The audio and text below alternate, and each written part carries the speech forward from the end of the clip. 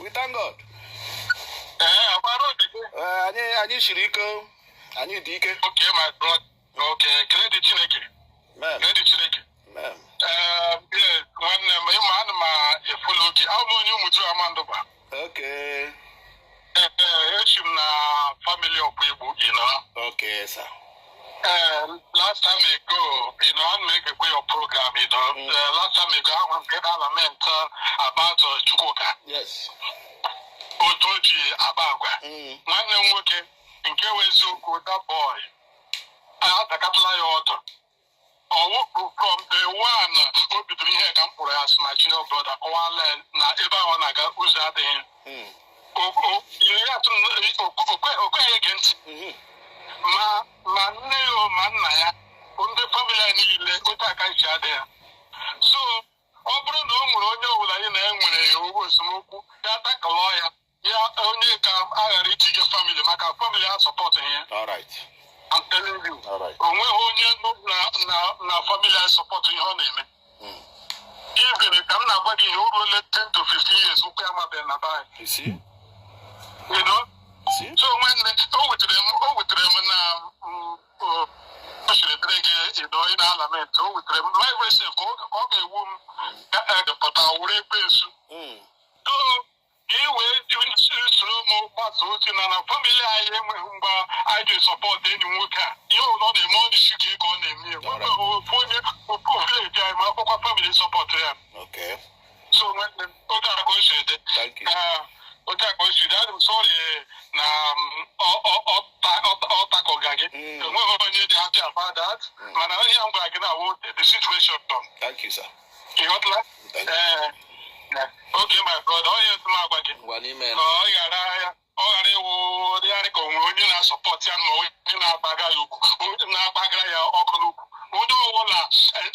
From this boy. Now I blame me for his actions like this. From the one over here. So, who would do at the whole? Who would happy with this, Bobo? I'm telling you the fact. Mpaya would the last born of my child. I'm telling you, Mpaya wants your game. Oh. So, okay, coach, you don't want them sick. I'm like, you cook, all not the family, the Bobon. What you support together at all? Okay, sir. Ọ dị mma ihe ahụ nwanne Udele nwanne ya nwoke on behalf of the family apologized to Nsonkwa na the terrible attitude and iberibe Udele daga o ji Nsonkwa emege content, you know. So ọ ijikwa gị na mụ na Udele awụhụ the same class, mụ na Udele awụ nọ ha the same level, onwekwere ka mụ na ya ga-esi nọ na the same level n'ụwa ake ma n'ụwa ọzọ. Mụ na enweghị ike. So why I keep reacting to ihe ọ na-ekwu ka unu hapụ iche na ọ wee eziokwu ka ọ na-ekwu, because ndị be anyị sị na ọ gbara nkịtị kwere ekwe. Don't so ọ gbara nkịtị kwere ekwe.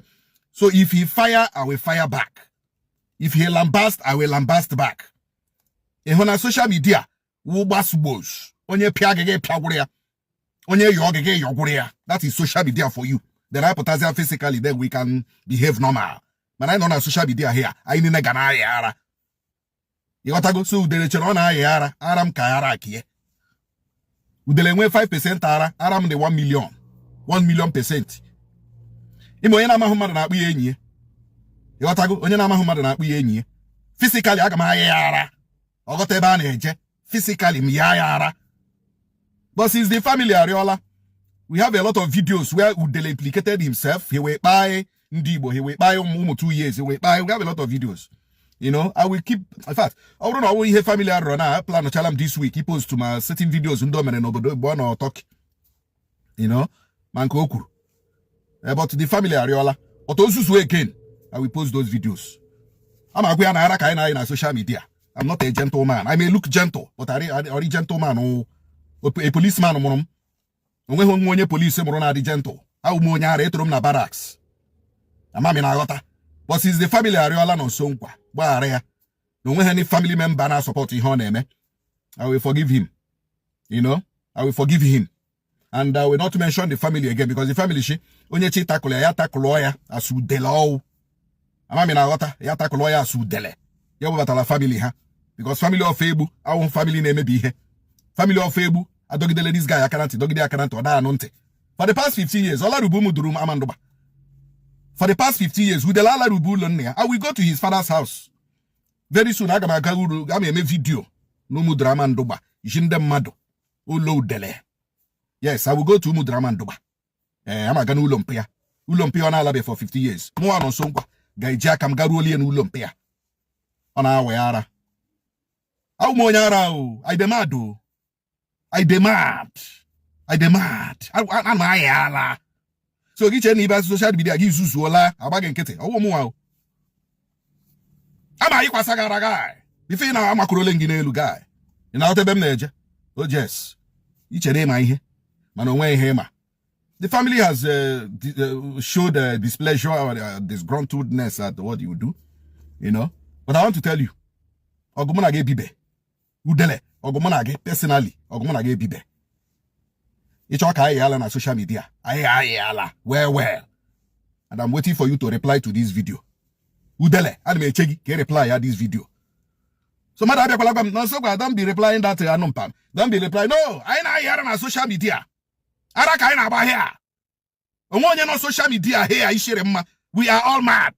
We are all colos. Onye ishere man na social media. But I put a physical, we can pretend. Ishere anyema. Man, as far as social media is concerned. Nah, I chapagara.